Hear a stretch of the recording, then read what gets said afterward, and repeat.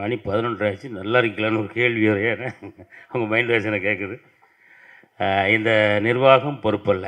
இந்த திரைப்படத்தினுடைய இசை வெளியீட்டு விழாவில் எனக்கும் கலந்து கொள்ள ஒரு வாய்ப்பளித்த இந்த நிர்வாகம் பொறுப்பல்ல டீமுக்கு என்னுடைய அன்பான நன்றிகள். மேடைக்கு கீழே அமர்ந்திருக்கக்கூடிய சின்ன சின்ன கேரக்டர்களில் நடித்து அடுத்து நாங்களும் இதே போல் ஒரு நாள் மேடையில் அமருவோம் அப்படின்ற நம்பிக்கையோடு அமர்ந்திருக்கக்கூடிய அத்தனை அன்பு உள்ளங்களுக்கும் என்னுடைய அன்பான வாழ்த்துக்கள். சீக்கிரமாக நீங்கள் இந்த மேடைக்கு வரணும். அதே என்னுடைய வாழ்த்துக்களை சொல்லிவிட்டு 2 பேருக்கு முக்கியமாக ஒரு வாழ்த்துக்களை சொல்லிவிட்டு ஒரு 2 வேண்டுகோள் இருக்குது. அதையும் இந்த மேடையில் உங்கள் சார்பாக நான் வச்சுட்டு உடனே கிளம்பிடுறேன். முதல் வாழ்த்து யாருக்கு அப்படின்னு சொன்னால், இப்போ இந்த படத்தை அவர் அழகாக நம்ம ஆதவன் சொன்னார், இந்த எடிட் பண்ணியிருக்காரு பாருங்கள். அவர் எடிட்டருக்கு நம்ம எல்லோரும் ஒரு வாட்டி கைகளை தட்டி வாழ்த்துக்களை சொல்லிடலாம். ஆமாம், அதில் குறிப்பாக அவர் எடிட் பண்ணதுலேயே வந்து அந்த டைலாக் கரெக்டாக சொல்லுவார். அப்போது அறிவு இருக்கிறவங்களாம் எங்கே போவாங்க, டு தேட்டர் அப்படின்னு சொல்லி அதில் போட்டிருந்தார். அதை கவனிச்சிங்களா எல்லோரும்? ஆமாம், நம்மளெல்லாம் அறிவாளின்னு சொல்லி நம்பி அவர் எடிட் பண்ணியிருக்கார். என்ன சொல்கிறீங்க? அதனால் அவர் கண்டிப்பாக கை தட்டியே ஆகணும். அடுத்து வந்து இந்த படத்தினுடைய தயாரிப்பாளர் அவர்களுக்கு கண்டிப்பாக இன்னொரு வாட்டி நல்லா உற்சாகமாக ஒரு வாட்டி கைகளை தட்டி வாழ்த்திடலாம். ஏன்னா ஒரு புதுமுகம், ஒரு புது இயக்குனராக நம்ம ராதாகிருஷ்ணன் அவர்களுக்கு வாழ்த்து சொல்லிடுவோம். ஏன் அப்படின்னா ஒரு புதுமுகமாக ஒருத்தர் இயக்கவும் செய்கிறாரு, நடிக்கவும் செய்கிறார். ஆனால் அவரை நம்பி பணம் போடணும்ல. நம்ம அதுக்காக பாவம் அவர் எத்தனை ஆண்டுகள் எத்தனை மாதங்கள் அவர் ஆஃபீஸ் முன்னாலேயோ வீட்டு முன்னாடியோ அவர் நம்ம கார்த்திகை நின்றுப்பார் அப்படின்றது என் கண்ணு முன்னாடி வந்து போகுது. என்னென்ன ஆனால் இருந்தாலும் நீங்கள் அவர் மேலே வச்சுருக்கிற நம்பிக்கையை இந்த படத்தில் அவர் காப்பாற்றிட்டார் அப்படின்னு தான் நான் கண்டிப்பாக சொல்லுவேன். ஏன்னா அந்தளவுக்கு அவருடைய பெர்ஃபார்மன்ஸ்லாம் ரொம்ப பிரமாதமாக இருக்குது. கார்த்தியை வந்து நீங்கள் எத்தனை பேர் கவனிச்சிங்க அப்படின்னு தெரில, ஒரு சாயலில் வந்து சிம்பு மாதிரியே இருக்கார், தெரியுதா? சில ஸ்டெப்லாம் போடும்போது அப்படி அப்படி அப்படி பார்க்கும்போதெல்லாம் அந்த 48 ஃப்ரேம்ஸில் அவர் வரும்போது சிம்பு மாதிரியே இருக்காப்புல, இருக்கா இல்லையா? அப்படி இப்போ தான் ஆதரவு யோசிக்கிறேன். இப்போ தானே விஜய்ன்னு சொல்லிட்டு வந்தேன், நீ வேற சிம்புன்னு சொல்லிட்டு இருக்கு. அந்த மாதிரி உண்மையிலே ரொம்ப நல்ல டான்ஸு. தம்பி வாங்க, கொஞ்சம் முன்னாடி வாங்க. ஆமாம், நல்ல நடன திறமை உங்களுக்குள்ளே இருக்குது. ஆனால் கொஞ்சம் பதட்டம் இல்லாமல் அடுத்த படத்தில் இன்னும் சிறப்பாக ஆடணும். எங்கே மொட்டை போட்டீங்களா? ஆமாம், திருப்பதி. நான் படம் முடிச்ச கையோட திருப்பங்கள் வருது எப்போ? சரி, ஓகே. ஆமாம், முட்டை போட்டதுக்கு நிர்வாகம் பொறுப்பு இல்லை என்ன. அதனால் ரொம்ப அருமையாக ஆடியிருக்காரு. ரொம்ப அழகாக இருக்குது. நம்ம அந்த ட்ரெய்லர் பார்க்கும்போதே தெரிஞ்சது. உண்மையிலே இந்த படம் வந்து மிகப்பெரிய வெற்றி பெறணும் அப்படின்றத இந்த நேரத்தில் நம்ம எல்லாருடைய சார்பாகவும் இதன் மூலம் நிறைய சம்பாதிக்கணும். ஐயா ராதாகிருஷ்ணன் அவர்கள் இதே போல் தொடர்ந்து கார்த்திக் அவர்களுக்கு நிறைய திரைப்படங்கள் வாய்ப்பு கொடுக்கணும். அதில் இங்கே இருக்கக்கூடிய நிறைய மக்களுக்கு வாய்ப்பு கொடுக்கணும் அப்படிங்கிறது இந்த நேரத்தில் உங்களுக்கு வேண்டுகோளாக உங்களுக்கு வச்சுக்கிறேன். அப்புறம் இந்த நிகழ்ச்சியினுடைய சூப்பர் ஸ்டார், ஆமாம், எங்கள் ஸ்ரீகாந்த் அண்ணன் மிரட்டி இருக்காப்புல. உண்மையிலே அதாவது தாய் வந்து 8 அடி பாய்ஞ்சா குட்டி 16 அடி பாயுங்கிற மாதிரி அண்ணன் 320 அடி தாவி இருக்கீங்க. ஆமாம், அனைத்து பாடல்களுமே ரொம்ப அருமையாக இருக்குது. அதனால் நம்ம ஐயாவுக்கும் ஒரு வாட்டி நல்ல கைகளை தட்டி வாழ்த்துக்களை சொல்லிடுவோம். அப்புறம் இந்த மேடையில் அமர்ந்திருக்கக்கூடிய அனைத்து அன்பு உள்ளங்களுக்கும் என்னுடைய அன்பான நன்றி. தம்பி கோதை சந்தானம்லாம் எப்போ இறந்து எனக்கு பழக்கம் அப்படின்னா, நம்ம கலக்கப்போவது யாருலேருந்தே எனக்கு பழக்கம். இன்னும் தம்பி விடாமல் போராடி இந்த படத்தில் தம்பி உனக்கு ஒரு நல்ல கேரக்டர் கொடுத்துருக்காரு நினைக்கிறேன் டேரக்டரு. நம்ம அவருக்கு எப்போவுமே நன்றியோடு இருந்துக்க. கண்டிப்பாக தொடர்ந்து நிறைய படங்களுக்கு நடிக்கிறோம். நான் கூட வந்த உடனே தம்பி எனக்கு போட்டியே நீ பயங்கர குண்டா இருக்கிப்பான்னு கேட்டேன். ஆனால் ஃப்ரேமில் பார்த்தப்பறம் தான் தெரியுது நீ மட்டும் தனியாக தெரிகிறதில்ல. அதனால் இதை மட்டும் உடம்பை குறைச்சி விடாத. அவன் சொன்னா இவன் சொன்னான்னு ஏதாவது சாப்பிட்டுக்கிட்டு உடம்பை குறைச்சிடாது. ஆமாம், அப்படியே மெயின்டைன் பண்ணுங்க. அடுத்து மஞ்சு, அப்புறம் அவங்க பேர் மேடம். வணக்கம் மேடம், கோப்புள்ளி சார். பேசவே தெரியாது, ஆனால் பயங்கரமாக நீங்கள் படிச்சிருப்பீங்க உங்களுக்கு. ஆங்கிலத்தில் அடித்து பட்டையை கிளப்புறீங்களே, நிறைய படிச்சிருக்கீங்களே. சரி, இப்போ இருந்தாலும் பரவாயில்ல, நீங்கள் இங்கிலீஷ் நல்லா பேசுகிறீங்க, உங்களுக்கு வாழ்த்துக்கள். ஆமாம், அடுத்தடுத்து இருக்கக்கூடியவர்கள். அப்புறம் நம்ம நியூஸ் வாசிப்பாளரை நீங்கள் என்ன பெரிய வாசிப்பு, நான்லாம் மிரண்டு ஓடிட்டேன். அவர் ஆதவன் பக்கத்துலேருந்து சொல்லுவார், அண்ணே இப்போ தான் வணக்கமே சொல்லியிருக்காப்புல, இப்போ தான் பேசவே ஆரம்பிக்காப்புல அப்படின்னாங்க. ஆமாம், அந்த அடுக்குமொழிகள்லாம் உண்மையிலே நீங்கள் வந்து ஒரு புலவர் மாதிரி புலவி. ஆமாம், இன்றைலேருந்து உங்கள் பேர் என்ன? சௌடாம்பிகாவா? சௌதாமணி. ஆமாம், புலவி சௌதாமணி என்று அழைக்கப்படுவீர்கள் என்பதுதான். ஆமாம், அதே போல் இயக்குனர் கௌரவ் அவர்களுக்கும் அடுத்தாப்புல முக்கியமான மிகப்பெரிய திரைக்கதையினுடைய பிதா மகன், இந்தியா ஒட்டுமொத்த நம்ம இந்தியாவில் வந்து எவ்வளவு ஜனங்கள் எவ்வளவு கலைஞர்கள் இருக்காங்க. அதில் நம்பர் 1 இடத்துல திரைக்கதை அமைப்பில் நம்ம தமிழ்நாட்டை சேர்ந்த ஒரு இயக்குனர் அப்படின்னா ஐயா கே பாக்யராஜ் அவர்கள் நம்ம படத்துக்கு வாழ்த்த வந்ததே ஒரு மிகப்பெரிய வெற்றி அப்படின்னு சொல்லலாம். அதனால் நிர்வாகம் பொறுப்பல்ல, கண்டிப்பாக ஒரு மிகப்பெரிய வெற்றி பெறும் அப்படிங்கிறதுல எந்த சந்தேகமும் இல்லை. அதனால் மீண்டும் ஒரு முறை அந்த டீமை வாழ்த்திடலாம். அப்புறம் ஏதோ ஒரு வேண்டுகோளுக்கு சொன்னீங்க அப்படின்னா அந்த ஒரே ஒரு வேண்டுகோள், முடிஞ்சா பண்ணுங்க, முடியலன்னா விட்டுருங்க. என்ன அண்ணாச்சி சொல்லிட்டு போயிட்டாருன்னு சொல்லி அதுக்காக முயற்சி பண்ண வேண்டாம்.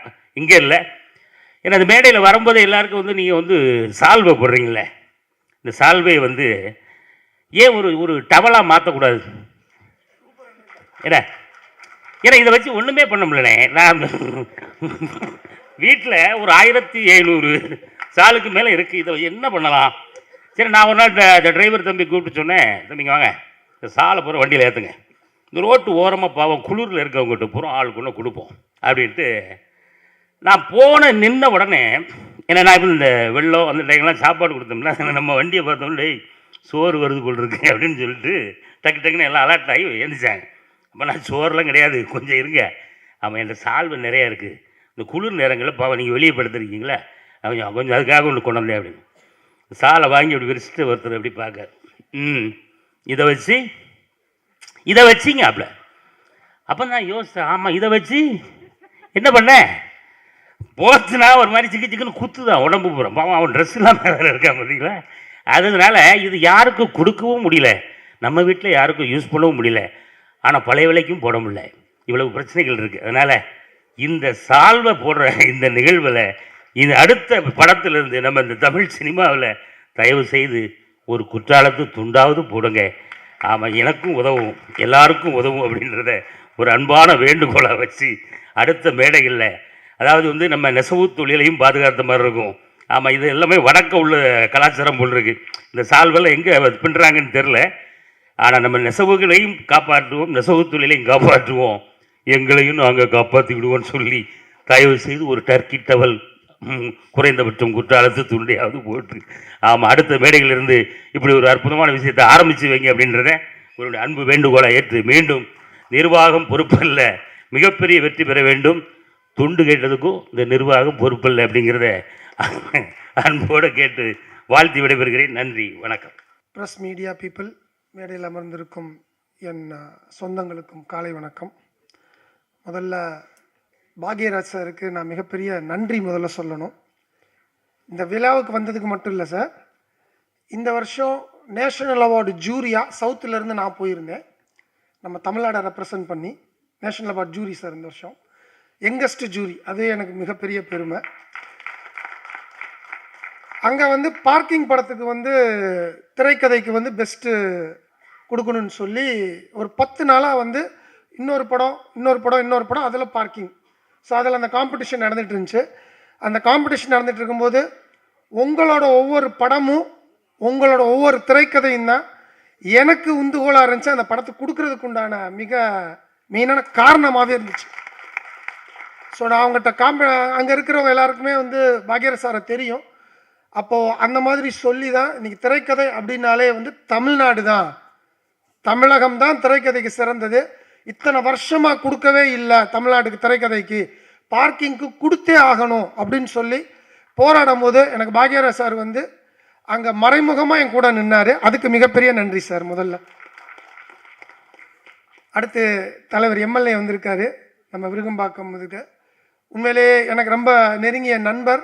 ப்ளஸ் இன்னைக்கு இருக்க ஒரு எந்தவித கட்சி பாகுபாடுமின்றி, நீ டிஎம்கேவாரு ஏடிஎம்கேவாரு காங்கிரஸ் ஆறு பிஜேபி ஆறு எதுனாலும் என்னோட நம்பர் இது, எத்தனை மணிக்கு கூப்பிட்டாலும் அத்தனை மணிக்கு நானுன்னு இல்லை, யாராக இருந்தாலும் ஓடி வந்து முதல்ல நின்று விருகம்பாக்கம் தொகுதிக்கு அவ்வளவு அருமையான வேலைகள் செய்து கொண்டிருக்கும் என் நண்பர் பிரபாகராஜா அவர்களுக்கு வாழ்த்துக்கள். நன்றி சார், உங்கள் பணி தொடரணும்.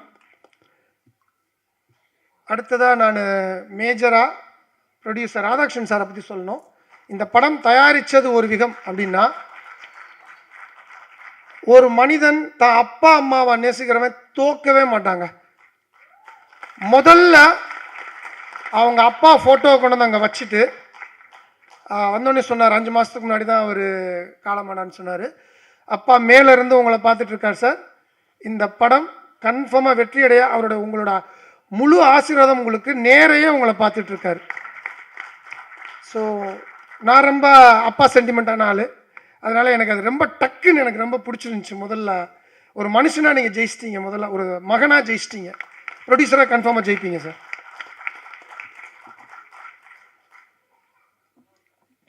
அடுத்து இந்த விழாவோட நாயகன் ஜெயிக்கிறோம் சார். முதல்ல இந்த நெகட்டிவ் இருக்கவே கூடாதுன்னு என் படத்துல எல்லாம் பார்த்தீங்கன்னா, தூங்கா நகரம், சிகரம் தொடு, இப்படை வெல்லும், அட்லீஸ்ட் டைட்டில்லையே நம்ம வந்து பாசிட்டிவிட்டியை கொண்டு வந்துருவோம்னு நினைக்கிற ஆள் நான். ஆனால் அவர் வந்து ஒவ்வொரு வார்த்தையுமே பாசிட்டிவிட்டியாக வைப்பார். நீங்கள் இந்த படத்துக்குள்ளே வந்ததே பெரிய பாசிட்டிவ் சார். ஸோ நல்ல பெப்பியான சாங்ஸ் ரொம்ப நல்லா இருந்தது, கலர்ஃபுல்லாக இருந்தது. Visualization is very good. கேமராமேனுக்கு வாழ்த்துக்கள், ரொம்ப நல்லா இருந்தது. எடிட்டருக்கு வாழ்த்துக்கள். ட்ரெய்லர் ரொம்ப நல்லா இருந்தது. ஸோ இந்த டீம் எல்லாருக்குமே வந்து என்னோட மனமார்ந்த வாழ்த்துக்கள். இந்த டீமில் நிக்கில் திடீர்னு காணா போயிட்டார், எங்கே இருக்காரு? ஓகே, என்ன ஒரு மிகப்பெரிய விஷயம் அப்படின்னா, எனக்கு தெரிஞ்சு நான் நிக்கில வந்து 15 வருஷமாக பார்த்துட்ருக்கேன். காஸ்டியூம் சேஞ்ச் பண்ணாத ஒரே ஃபங்க்ஷன் இந்த ஃபங்க்ஷன் தாங்க. அவர் அதுவே இந்த படத்துக்கு மிகப்பெரிய பாசிட்டிவ் ஆகிடுன்னு நினைக்கிறேங்க. எழுதிக்கோங்க, 15-20 வருஷமாக காஸ்டியூம் மாற்றாத ஒரே பிஆர்ஓ இந்த படம் தான். ஏன்னா நிர்வாகம் பொறுப்பு இல்லைன்ட்டாங்க, அதனால் அவர் காஸ்டியூம் மாற்றுறதுக்கு பொறுப்பு இல்லாமல் இருந்துட்டாருன்னு நினைக்கிறேன். ஸோ அவர் கலைமாமணி வாங்கியிருக்காரு, அவருக்கும் என் வாழ்த்துக்கள். அடுத்ததாக ஒரு ஹாஸ்பிட்டாலிட்டியை பற்றி மெயினாக பேசி ஆகணும். ஒரு இன்விடேஷன் கொடுக்கறதுக்கு இப்போ எல்லா பேருமே உட்காந்துருக்கீங்க, சொந்தக்காரங்க வருவாங்க வீட்டில். இன்விடேஷன் கொடுக்க எத்தனை பேர் வருவாங்க? ஒரு 2, ஒரு 3, அதிகபட்சம் 4. நேற்று என் வீட்டுக்கு இன்விடேஷன் கொடுக்க வந்தாங்க, முந்தானத்து 8-9 பேருங்க. என் ஒய்ஃபே திணறிட்டாங்க. என்னங்க இன்விடேஷன் தானே கொடுக்க வரேன்னு சொன்னாங்க அப்படின்னாங்க என்கிட்ட. அது எங்கே உங்களுக்கு எதிர்வச்சுச்சுன்னா, இன்றைக்கி காலையில் எனக்கு ஒரு மீட்டிங், நான் க்ரீன் பார்க் போயிட்டேன். 10:30 மணிக்கு என் ஒய்ஃப் ஃபோன் பண்ணி 9 பேர் வந்து இன்விடேஷன் கொடுத்துருக்காங்க. மகனை என்ன நடந்தாலும் அந்த ஃபங்க்ஷனுக்கு முதல்ல நீ போயிடணும் அப்படின்னாங்க. அந்த 9 பேருக்கு நன்றி. ஸோ ரொம்ப ஹாஸ்பிட்டாலிட்டியாக, ரொம்ப ஃபார்மலாக இல்லாமல் ரொம்ப கேஷுவலாக வந்து அன்னைக்கு they made my day. Thank you for all the 9 people who game home. அது அடுத்து வந்து இயக்குனரை பற்றி சொல்லணும். இயக்குனருக்கு இது 2வது படம் சொன்னாங்க, முதல் படம் நடிக்கிறாரு, வாழ்த்துக்கள். முதல் படத்திலே முடிச்சு விட்றாதீங்க, இது விஜய் சிம்பு இப்படிலாம் சொல்லி முடிச்சு விட்றாதீங்க, வரட்டும் மெதுவாக. ஆதவனவர்களே தெரியும் உங்களை பற்றி. அதான் சொல்லுவேன், இவரோட பையன் அவன் இல்லையா, கரெக்டாக இருக்கான். மேடைக்கு வந்தோடனே அழுகையை நிப்பாட்டிட்டான், கீழே போனோடனே அழுக ஆரம்பிச்சிட்டான். ஸோ இப்போயே வந்து ஒரு ஹீரோ வீட்டில் உருவாக்கிட்டு இருக்காரு. ஃபோட்டோக்குன்னு அழுக மாட்டேங்கிறான், கீழே போய் உட்காந்தோன்னா அழுகிறான். ஸோ அவனையும் டான்ஸ் சொல்லி கொடுத்து ஆக்கிடுங்க. பண்ணிட்டான் பார்த்தீங்களா, வெளியே வருது பாருங்க, கேமியோ பண்ணியிருக்கானா. வாழ்த்துக்கள் அந்த குட்டி ஸ்டாருக்கும். என்னன்னா எப்பவுமே சொல்லுவேன், ஒரு இயக்குனருக்கு வந்து ஒரு மிக மிஞ்சிய ஒரு செல்ஃப் கான்ஃபிடென்ஸ் வேணும்னு நான் எப்பவுமே சொல்லுவேன். ஏன்னா அந்த தூங்கா நகரத்துலையும் இயக்கிக்கிட்டே நானும் நடித்தேன், வேறு வழி இல்லாமல். அதே மாதிரி தான் இவர் வேறு வழி இல்லாமல் நடிச்சிருப்பாருன்னு பார்த்தேன். ஆனால் இவர் பிளான் பண்ணியே நடிச்சிருக்காரு, அதில் பார்த்துட்டேன். ஏன்னா இங்கே இவர் வந்து டைரெக்டாக டெல்லி பாட்டிலே வந்து தமிழ்நாடுலாம் தேவையில்லை, டெல்லி பாலிட்டிக்ஸ் இவர். அம்பானிக்கே வந்து நாங்கள் வந்து கடன் கொடுப்போன்ட்டாரு. இல்லை அதுதான் சொல்கிறேன், டெல்லிக்கு போனால் கூட பிரச்சனை இல்லைங்க, இங்கே வந்தால் தாங்க பிரச்சனை. ஸோ அதனால் வந்து கீர்த்தீஸ்வரனுக்கும் கார்த்திக்கும் வந்து நான் வந்து வாழ்த்துக்கள் சொல்கிறேன். இந்த படம் பெரிய வெற்றி அடையணும், எல்லாம் வல்ல இறைவன் அருளால் இந்த படம் ஜெயிக்கும்னு நான் முழுசாக நம்புகிறேன். இந்த ஸ்கேம் பற்றி வந்து நார்மலாக படம் எடுக்கிறது வந்து ரொம்ப கஷ்டம் ஃபஸ்ட்டு.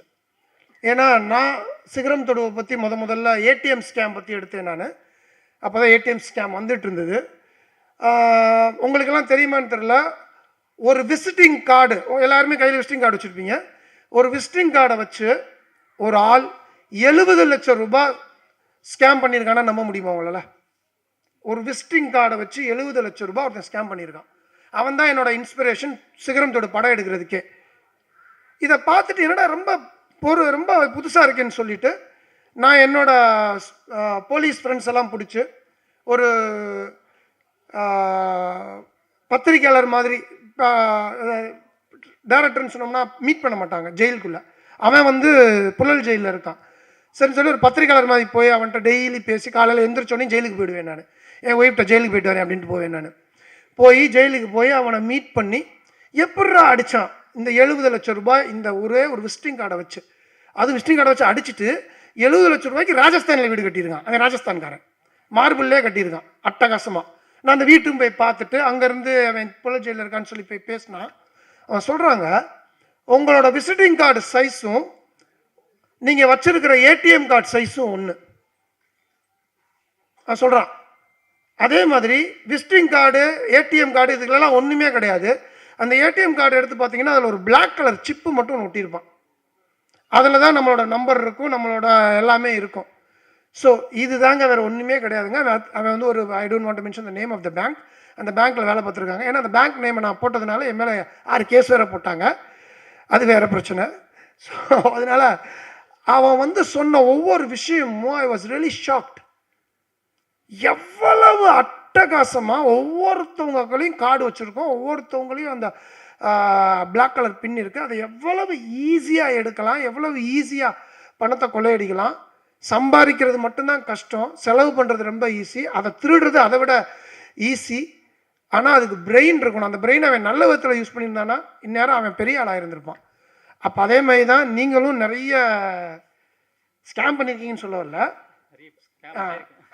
ஸ்கேமெல்லாம் வந்து அவர் படிச்சிருக்கீங்க, ரிசர்ச் பண்ணியிருக்கீங்க. ஸோ அந்த ரிசர்ச் கரெக்டான ரிசர்ச்சாக மக்களுக்கு பிடிச்ச ரிசல்ட்டாக இருந்ததுன்னா டெஃபினட்டாக மக்கள் கொண்டாடுவாங்க. அண்ட் தென் இன்றைக்கி பெரிய படம் சின்ன படம்னு எதுவுமே கிடையாது. மக்கள் தேட்டருக்கு வந்து பார்த்தா அது பெரிய படம், மக்கள் தேட்டருக்கு வந்து பார்க்கலைன்னா அது சின்ன படம். அவ்வளோதான் என்னையை பொறுத்தளவு. ஏன்னா நானும் தூங்கா நகரம் எடுக்கும்போது அதில் எந்த ஹீரோவும் கிடையாது. சிகரம் தொடு எடுக்கும்போது கும்கி அப்போ தான் ரிலீஸ் ஆயிருந்துச்சு. இப்படை வெல்லும் பண்ணும்போது உதயநிதி பிரதர் தான். எந்த ஹீரோவை நம்பியுமே வந்து எந்த இயக்குனருமே படம் எடுக்கக்கூடாதுன்னு நான் ஸ்ட்ராங்காக நம்புகிறேன். Because the content is the hero. அந்த கண்டென்ட்டை நம்பி தான் இன்னைக்கு பாக்யராஜ் சார் இத்தனை வருஷமாக இங்கே கிங்காக உட்காந்துருக்காரு. So content never fails. And உங்கள் படம் என்ன நான் பார்க்கல, ட்ரெய்லர் பார்த்ததை வச்சு சொல்கிறேன். இஃப் த கண்டென்ட் ட்ரெய்லரில் இருந்த மாதிரியே 14 ரீல் இருந்துச்சுன்னா டெஃபினட்டாக இந்த படம் சக்ஸஸ் ஆகும். நீங்கள் சொல்ல வேண்டிய அவசியமே கிடையாது. மீடியா பீப்புள் நல்ல படத்தை கொண்டாடுறதுக்கு ரெடியாக இருக்கிறாங்க. இங்கே நல்ல படம் நம்ம தான் கொடுக்கறதுக்கு தவறுறோம். ஒவ்வொரு மீடியாவுமே படம் பார்க்க வர்ற ஒவ்வொரு ஆடியன்ஸும் நான் வந்து 2.5 மணி நேரம் என் டயத்தை வேஸ்ட் பண்ணணும்னு வர்றது கிடையாது. படம் எடுக்கிற ஒவ்வொரு ப்ரொடியூசரும் நான் நல்ல படம் எடுக்கணும்னு தான் முயற்சி பண்ணுறோம். படம் பண்ணுற இயக்குனரும் முயற்சி பண்ணுறோம். அதே மாதிரி தான் மீடியா பீப்புளும் அவங்க டயத்தை செலவு பண்ணி 2.5 மணி நேரம் படம் பார்க்க வரும்போது ஒரு படம் நல்லா இருக்குது அப்படின்னா நம்ம சொல்ல வேண்டிய அவசியமே இல்லை. They take it to the scale of the heights அப்படின்னு சொல்லுவேன், பினக்கிள் ஆஃப் ஹைட்டுன்னு சொல்லுவேன். அந்த இதுக்குள்ள கொண்டு தூக்கி வச்சு கொண்டாடுறாங்க. என் 3 படத்தையும் கொண்டாடினது போல் இந்த படத்தையும் அவங்க கொண்டாடுவாங்கன்ற மிகப்பெரிய நம்பிக்கையில் இந்த டீம் பெருசாக ஜெயிக்கும்னு நான் எல்லாம் உள்ள இறைவனை வேண்டிக்கிறேன். நன்றி, வணக்கம்.